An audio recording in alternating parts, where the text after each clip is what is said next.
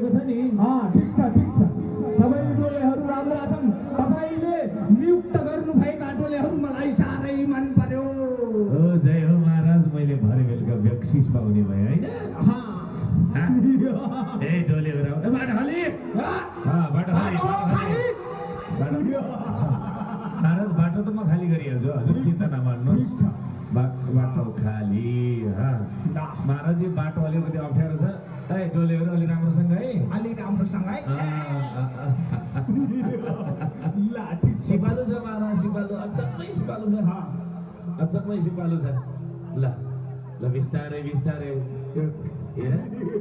हेर्नुहोस् त महाराज, हजुर कति राम्रो राम्रो पर्वतहरू, कालीगण्डकीको छेउ कल बगेको कालीगण्डकी, हराभरा पहाड, कालन्जर पर्वत, पञ्चकोट धाम, सबै छर्लङ्गै देखिने धौलागिरी शिखर, माछा पुच्छ्रे। ल प्रकृतिको एकदम एकदम एकदम आनन्द लिँदै हजुर यात्रा गर्दै गर्नुहोस् है। हुन्छ म बाटो खाली गर्न व्यस्त छु। उत्तम उत्तम उत्तम, अति उत्तम अति उत्तम। हजुरकै देश हो नि महाराज, हजुरकै राज्य हो।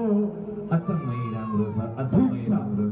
हजुरले गर्नुभएको कार्यको अति प्रशंसा गर्दछु मैले। जय हो महाराज। टोलेहरू अलि राम्रोसँग हिँड। महाराजलाई कहीँ पनि कतै पनि विलम्ब पनि हुन सक्छ, अलि शीघ्र हिँड। शीघ्र भन्दा नि ठिकै ठिकै बिस्तारै बिस्तारै। महाराज हजुर घाइते हुनुभन्दा गाह्रो हुन्छ नि महाराज। गाह्रो अति।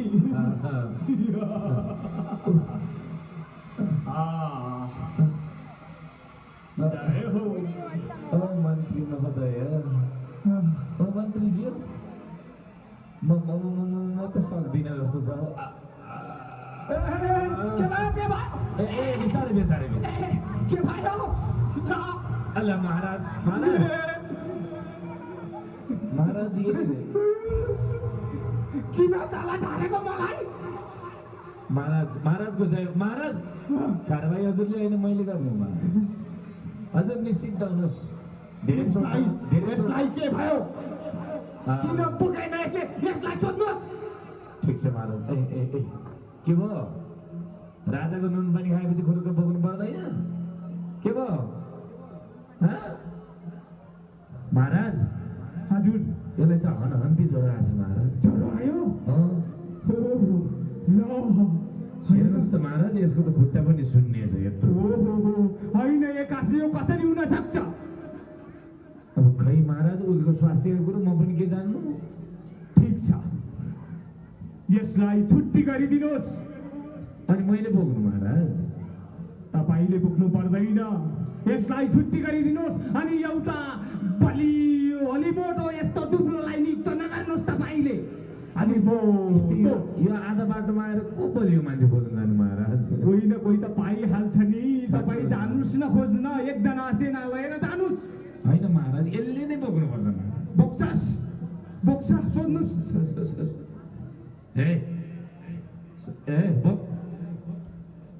यसले सक्दैन जस्तो छ महाराज, म आफै बोक्नु पर्ने हो र महाराज।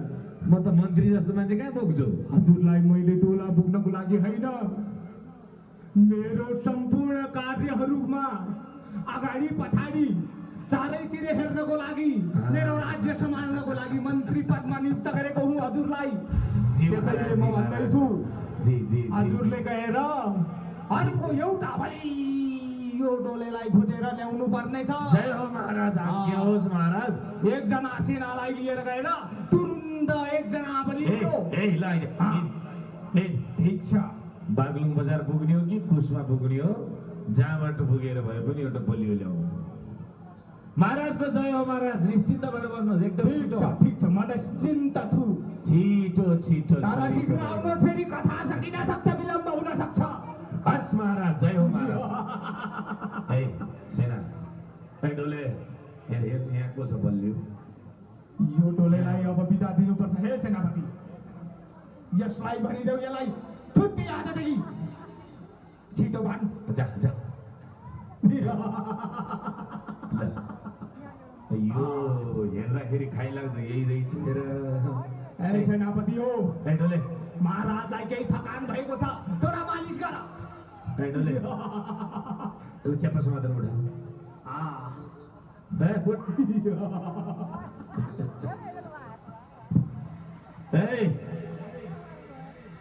नाम के हो नाम के हो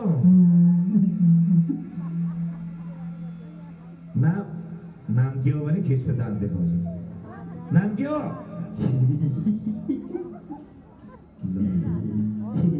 अब यो हाँसे पनि ठिक छ मान्छे हेर्दा बलियो छ के अरे यसलाई किसान उठ सेनापति हो होइन मेरो मन्त्री र सेनापति उता यहाँ आउनु भएको क्या हो आउँदैछु महाराज यहाँ एकदम बलियो बाङ्गो ए होइन बलियो मान्छे फेला पारेको बलियो मात्रै ल्याउनुहोस् बाङ्गो नल्याउनुहोस् हस् महाराज हिँड तेरो राजा आज सत्सङ्ग सुन्न जाने बुझिस् अब गएर यो ज्यानले जोर्कसँग पालकी उठाउने ठिम बोक्ने ल मान्छे त ज्ञानी रहेछ हिँड भने त कुरो हिँड्दो रहेछ महाराजको जय महाराज ठिक छ ओहो जय हो महाराज जय हो हेर्नुहोस् त महाराज सबभन्दा बलियो यही छ महाराज यस्तो बलियो डोले लिएर आउनु भएको छ हजुरलाई म फेरि पनि बक्सिस दिन चाहन्छु यो एउटा मोतीको माला हजुरलाई लगाइदिन चाहन्छु के अरे महाराज बागलुङमा त सबै बलियो हुँदो रहेछ सबभन्दा बलियो चाहिँ छानेर ल्याएको महाराज ठिक छ ल त्यसैले मैले हजुरलाई यो मोतीको माला लगाइदिँदैछु जय हो हजुरको बेसरी जाओस् ठिक छ ल अब यो डोलेलाई भन्नुहोस् डोला राम्रोसँग बोकोस् ए किसा बलियो भने यहाँ अगाडि बस यता अगाडि यता ए ज्ञानी छ महाराज अचम्मै ज्ञानी छ अति भन्यो त्यही मान्छ महाराज मैले पनि यस्तै डोलेको लागि हजुरलाई नियुक्ति गरेको हो ठिक छ महाराजको जय हजुर त साह्रै भाग्यमानी महाराज सत्सङ्ग सुन्न जानलाई 4वटा डोलीमाथि चढेर जानु पर्यो त्यो पनि सबभन्दा बलियो डोली आइपुग्यो ल ए बस बोक कहाँ हाल डोली ए महाराज मलाई विलम्ब भइसकेको छ जय हो महाराज पिर नगर्नुहोस् महाराज ए डोली बोक ए सबैजना डोली बोक सबैजना अहिले पुराना डोलेहरूले नि बिर्स्यो क्या हो ए डोली बोक यो मन्त्रीले भनेको पनि खुर्क मान्दैनन् ए उठ त्यो डोली समातेर उठ उठ काँधमा ल बोक ज्ञानी छ महाराज अचम्मै ज्ञानी छ महाराज ल हिँड अगाडि कता हो अगाडि कता हो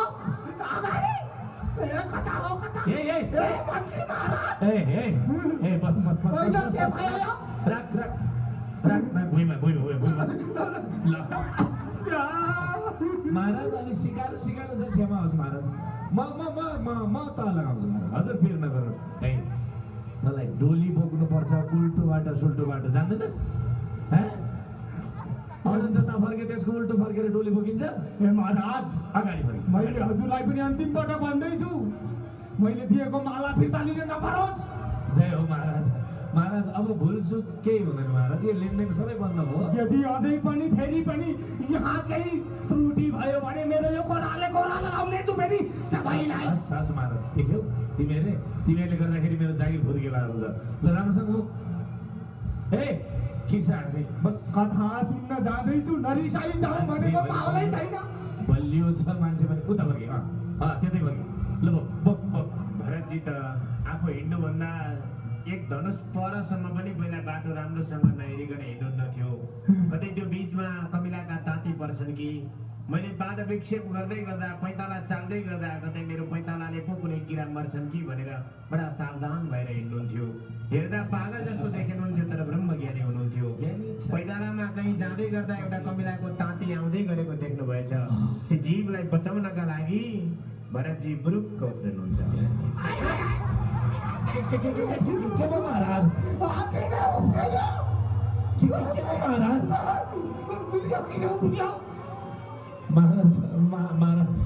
महाराज क्षमा गरी बक्सियोस् महाराज।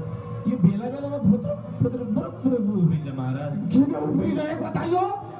महाराज हजुरको निधारमा टुटिला उठ्यो कि? यहाँ ठोकिएर माथि ठोकिएर महाराज महाराजको जय होस् महाराज। महाराज अब के गर्ने महाराज? यसले त डोली बोक्ला लागेन महाराज। अन्तिम पटक मैले अन्तिम पटक यसलाई क्षमा गर्दैछु। फेरि पनि बोकेन भने म यो कोरा लगाउने छु। ल हस् महाराज, हजुरको आज्ञा महाराज। तल राख। मैले त खोजेर ल्याएँ। ए राम्रोसँग बोक्न, मेरो जागिरको सवाल छ भाइ। मेरो बल्ल बल्ल पाएको मन्त्रीको जागिर खोज्नु पनि विचार छ कि क्या हो? ल है ज्ञानी छ महाराज, अचम्मै ज्ञानी छ। बोक्छ अब राम्रो नउफ्री है, बुरुक बुरुक नउफ्री। राजा हो पलक त्यो पालकीमा बस्ने। रघुगणले गाली गरे। ठीक छ। अब गाउँछन्, तर भरतजीलाई त के मतलब थियो र कसैले माया गरोस् वा गाली? भरतजी त आफ्नै सुरमा हुनुहुन्थ्यो। फेरि पनि एक पैतालो अगाडि हेर्दै हुनुहुन्थ्यो, केही किराहरू हिँड्दै रहेछन्। तिनीहरूलाई बचाउनका लागि फेरि पूर्ववत उफ्रनुहुन्छ, पालकी छाड्छ।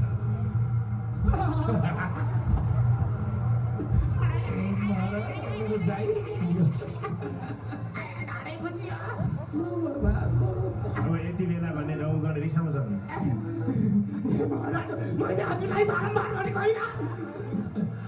कस्तो खालको डोले ल्याउनु भएको छ तपाईँले? जसलाई पनि म कोरा लगाउने छु। मलाई रिस उठ्यो। महाराज जय होस् महाराज। महाराज भयो बाबुहरू हजुरको जागिर छोडेर भागे है जम्मै। यो महाराज जानु। मलाई साह्रै रिस उठ्यो। रिसले रघुगण भरतजीतर्फ खनिन्छन् र भन्छन्, ए मूर्ख, तँलाई कति पटक भने म को चिनेको छैनस्? महाराज महाराज सवारी हुँदैछ भन्ने तँलाई थाहा छैन? कस्तो पटक मूर्ख भइस् त? महाराजको सबैले जय जयकार गर्दछन्, सबैले सेवा गर्दछन्, तपन मूर्खले महाराजलाई डोलीबाटै खसाउने काम गरेको छ। तँलाई म दण्ड दिनेछु।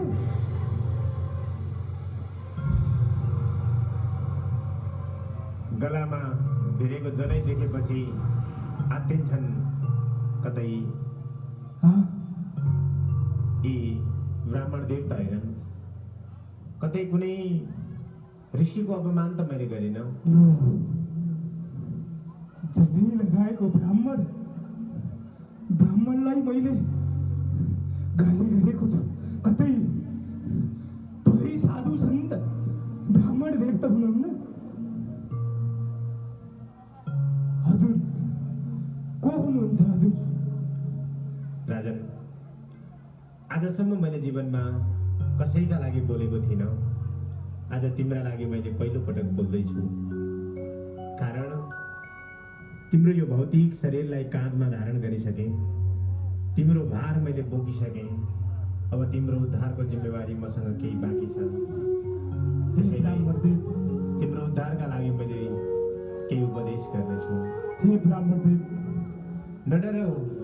ब्राह्मण त म ब्राह्मण नै हुँ, तर त्यति डराउनु पर्दैन जति तिमीले डराइरहेका छौ।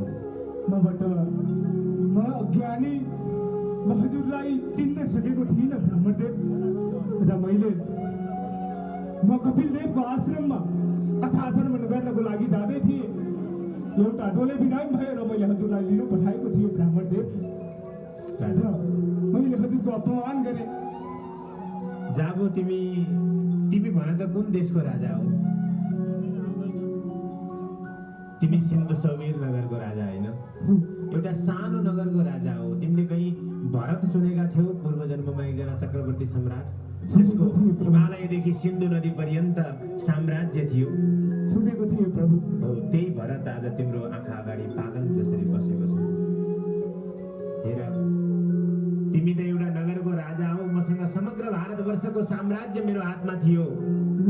मैले राजभोग गरेर अन्तिममा सब चिज त्यागेर जाँदा मृगको बच्चामाथिको मोहले गर्दा मैले दोस्रो जन्म मृगको पाएँ। आज यो तेस्रो जन्म हो, पागल बनेर हिँडिरहेको छु।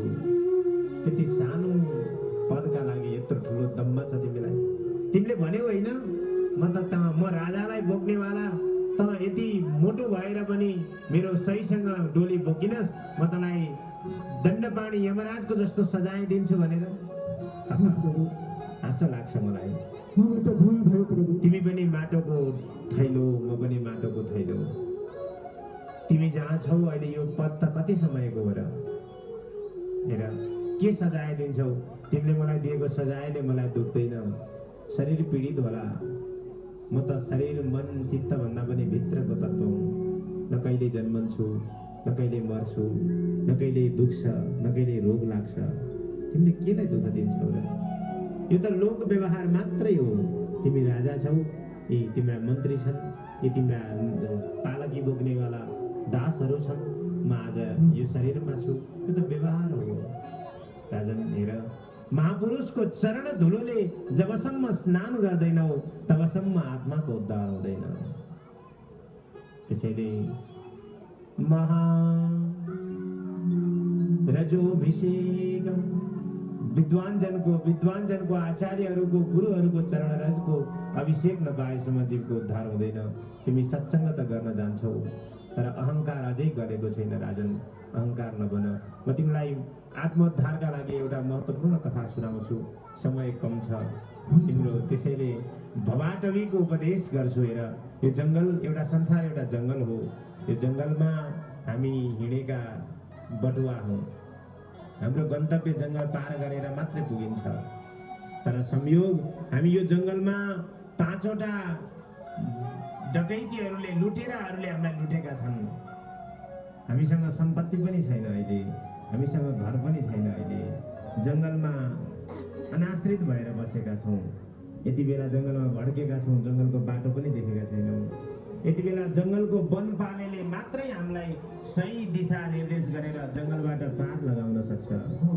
बुझ्यौ? यो संसार त्यस्तै जङ्गल हो। हामी हिँडेको खास परमपदमा हो। जबसम्म परमात्माको प्राप्ति हुँदैन तबसम्म हाम्रो गन्तव्य टुङ्गिँदैन। यो संसार रूपी जङ्गलमा झुन्डिएका छौँ, हराएका छौँ, लुटिएका छौँ। हामीलाई 5 ज्ञानेन्द्रियले 5 कर्मेन्द्रियले लुटेका छन्। आँखाले एक चिज खोज्छ, नाकले एक चिज खोज्छ, जिब्रोले एक चिज खोज्छ, छालाले एक चिज खोज्छ। यी इन्द्रियहरूले लुटेका छन् हामीलाई। लुटिएको हामी जबसम्म सद्गुरु रूपी वनपालेको सान्निध्यमा पुग्दैनौँ तबसम्म यो संसार रूपी जङ्गलबाट पार हुन सक्दैनौँ। त्यसैले अहङ्कारलाई त्याग गर्नु, भगवत भजन गर्नु। दिव्य उपदेश आजसम्म बोलेको थिएन। अंधकारमा थिए, मेरो भित्री आँखा खोलिदिनु भएको छ ब्राह्मणदेव। जय जय हो। म अबदेखि अहङ्कार गर्ने छैन। र भरतजीको एक वचनलाई सुनेर नित्य कपिल देवजीको सत्सङ्गबाट प्रेरित भएका यी जडभरत यी रघुगण राजाले पुनः यसै क्षेत्रमा आएर तपस्या गर्छन् र आत्माको उद्धार गरेर भगवत प्राप्ति गर्नुहुन्छ। भरतजी त मगन हुनुहुन्थ्यो। के थियो र उहाँलाई यो त एउटा व्यवहार मात्रै थियो। फेरि राम नाम जप्दै जप्दै जानुहुन्छ। एकपटक जोरदार तालीले अभिनन्दन गर्नुहुनेछ। अबदेखि म डोलामा होइन, पैदल यात्रामा कथा श्रवण गर्न जानेछु। सबै यो डोलाहरू लगा जाओ तिमीहरू पनि। म एक्लै आश्रममा कथा श्रवण गर्नको लागि जानेछु। जय जय राम